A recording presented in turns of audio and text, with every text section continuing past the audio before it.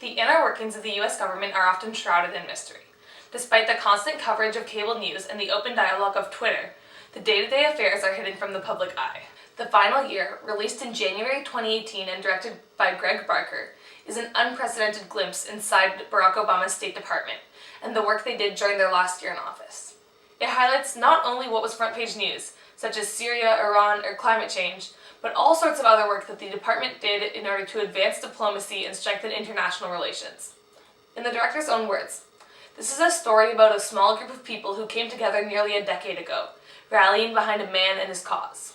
From the very first scene of this documentary, it is clear to the audience that despite the immense power held by those on screen, we are dealing with regular people.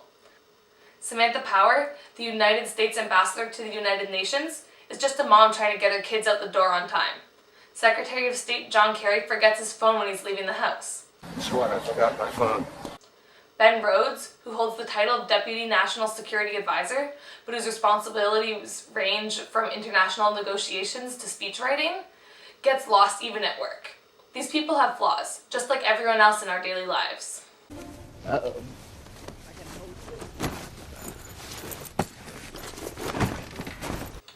One thing that struck me when I first watched this film was the juxtaposition of incredible political power and ordinary events that everyone can relate to. We see discussions among top US officials about very serious subjects being treated like just another day at the office. Because, like, at a certain point, the Iranians have, like, a fairly substantial body of evidence to say that they don't need to abide by the deal, you know? So we may lose control of it today.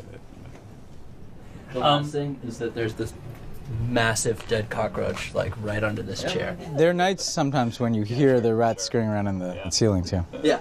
The topics switch from nuclear weapons to climate change, just as one might switch from the company's budget to customer satisfaction. And that's going to allow us to make real progress in the counter-ISIL fight. Good. We'll try to build on that. And on the climate change side, in terms of bringing the Paris Agreement into force. The Final Year does a very effective job of developing character. Samantha Power, in particular, is portrayed as a family figure. She is nurturing and caring for both her family and for every citizen of the world. We see her parenting her children on many occasions, and this connection with her family is consolidated when Power addresses a group of new American citizens, one of whom is her children's nanny. Maria and I are not related by blood, but we are family. Ambassador Power is fueled by unyielding compassion for others, and by the belief that everyone is deserving of peace and a good life. An important characteristic of Ben Rhodes is that he sits at the right hand of the president. The director uses photos to get this point across. Rhodes is seen sitting right next to Obama, in shots that demonstrate cooperation and productivity between the two. The Final Year contains a minute amount of information compared to what happens in real life. Out of the 8,760 hours in 1 year, the film crew managed to capture almost 1,000. That footage covers the lives of about half a dozen people.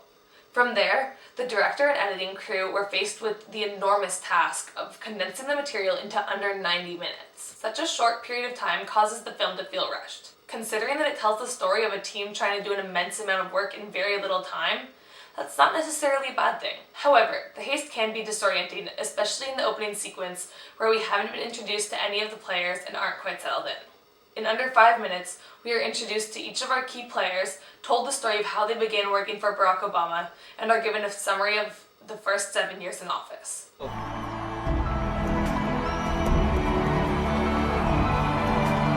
Perhaps the most profound issue surrounding my receipt of this prize is the fact that I am the commander-in-chief of the nation in the midst of 2 wars. We will show the courage to try and resolve our differences with other nations peacefully, not because we are naive about the dangers we face, but because engagement can more durably lift suspicion and fear. For the sake of our national security, we must give diplomacy a chance to succeed. I say this recognizing that diplomacy is hard. That's a lot of information to pack into 5 minutes. Issues in real life tend to overlap. They don't wait for something to be wrapped up nicely with the bow before starting to cause trouble. This isn't how things work in the Final Year either. We jump from one person to the next before coming back to the first. Although it's a little scattered, the transitions from one subject to the next are quite smooth. In this clip, Rhodes' acknowledgement of the dangers of climate change transports us to Kerry's trip to Greenland. The kind of cheap headline political press just kept asking me, what's a bigger threat, ISIL or climate change? And the thing is, they know we think climate change is a bigger threat, right? But they want us to say that so that there's like then they can debate on cable news, like Obama thinks climate change is bigger threat than terrorism, he doesn't get it, and it's like, well, like one thing could destroy like the world, I mean, I said, well, they're both threats. We take them both seriously, but just the fact that it's still viewed as like a political vulnerability.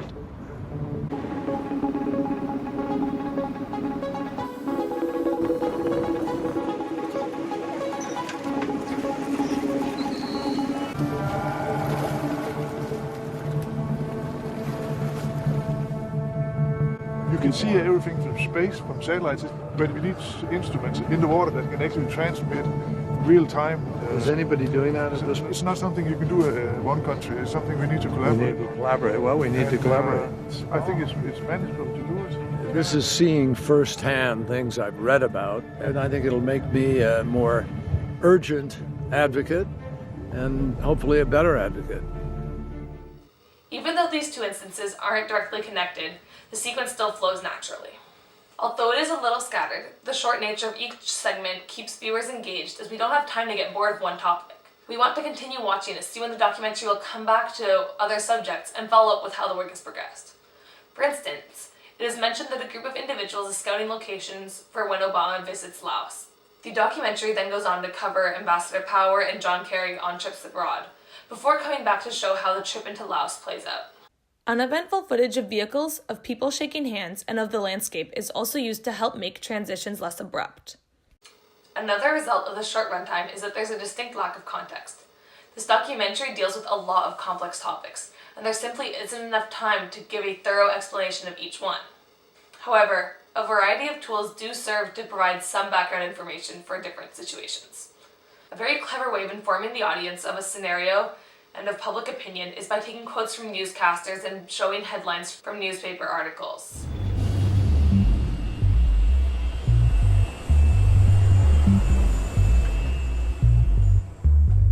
Largest ever diplomatic push for peace in Syria is underway this morning in Vienna.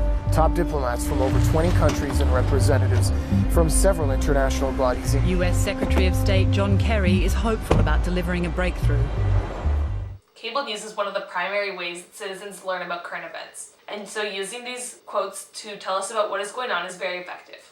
Although this method does not provide a complete picture, it does a wonderful job of setting a base and allowing the content that follows to elaborate. Anyone watching the final year knows the results of the 2016 election. However, for the first third of the film, Trump's name isn't even mentioned. Viewers know that he's going to be a part of the story, and we're anticipating his arrival. All of a sudden, his presence begins to literally loom over Ben Rhodes. As our story approaches election night, Trump begins to come up more and more frequently. His role also becomes more significant, as the administration is forced to address the topic in an increasingly public manner. Anything else? What have we forgotten?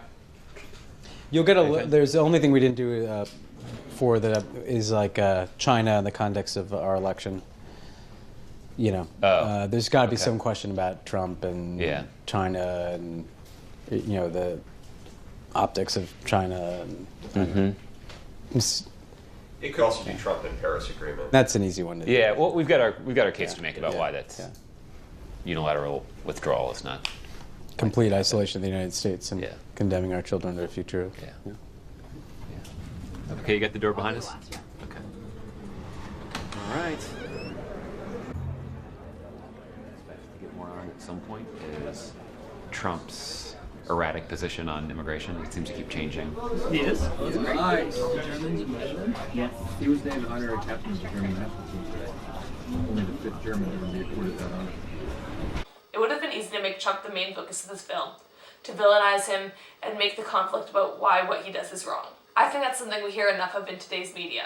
I'm glad that the final year kept the spotlight on all the other work that was happening in the State Department during 2016, as it's something we don't know a lot about and is super fascinating.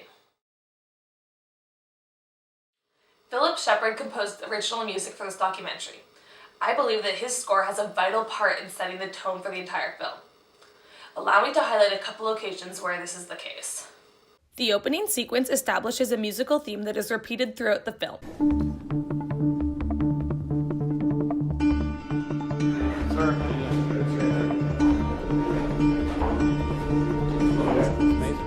Albright was here the full time, and Kirkpatrick and Susan. Syrian people, refugees, promoting global health, fighting climate change.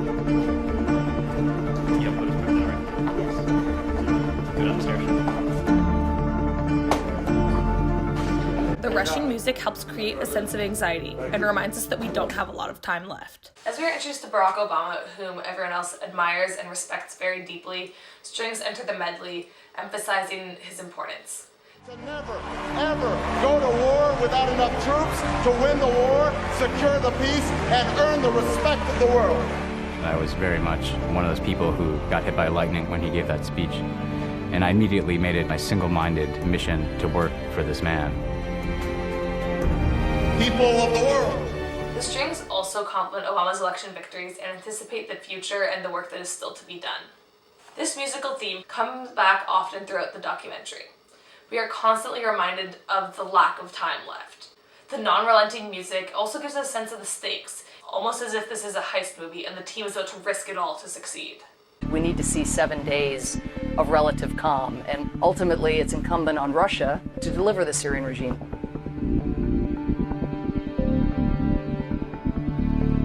When our characters are actually speaking or engaging with others, the music slows down in order to not distract viewers.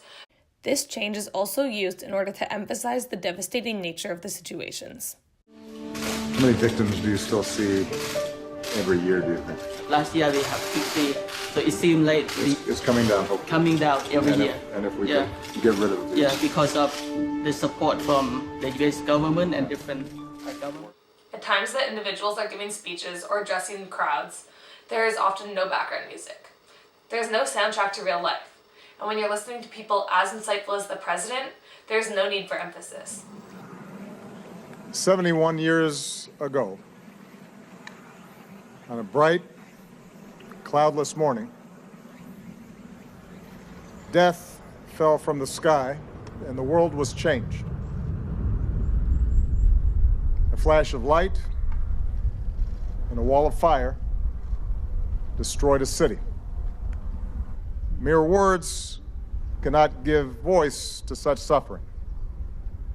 But we have a shared responsibility to look directly into the eye of history and ask what we must do differently to curb such suffering again.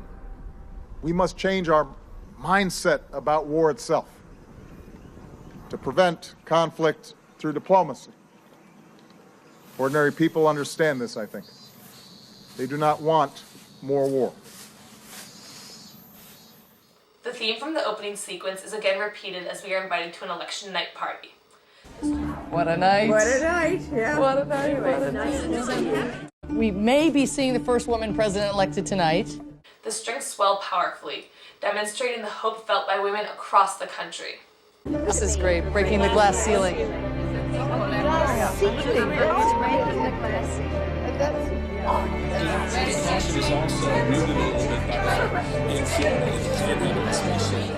The mood swiftly changes once it becomes clear that Trump is taking the lead. And look at the only numbers that really matter tonight, and that is the race to 270. This is much closer than Democrats were saying, and you have to be worried tonight if you're a Democrat. The strings are gradually replaced by a pinging that goes off almost like an alarm. They have a very realistic possibility tomorrow of controlling both the House, the Senate, and the White House. The music turns to haunting and slowly fades away until the silence mirrors the speechlessness of Ben Rhodes.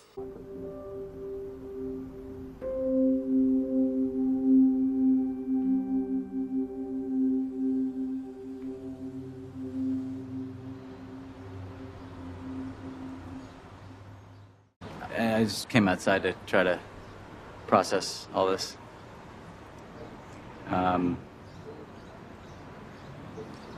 It's a lot to process. I mean,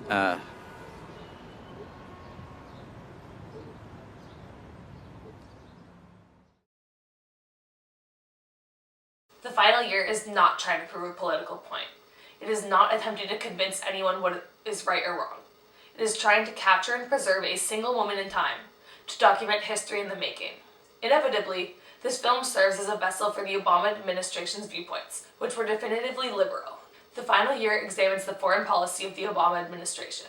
It exhibits diplomacy of work and reflects one style of approaching international affairs.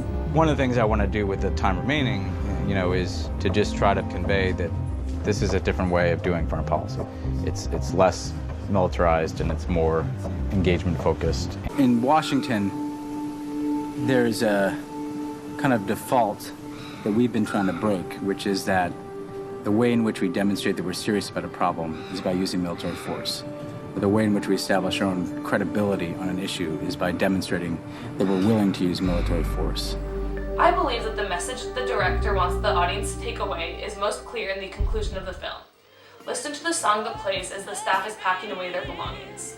Then you better start swimming or you'll sink like a stone. All the time they are changing. The times, they are changing. They may be changing for what seems like the worst right now, but overall, the times might also be taking a turn for the better. History really doesn't follow a straight line. It zigs and zags, but the trend lines ultimately will be in the direction of a less violent, more empathetic, more generous world. The remarks given during the final minutes of this documentary tell a story of hope, of new leaders, and of the limitless potential of the future.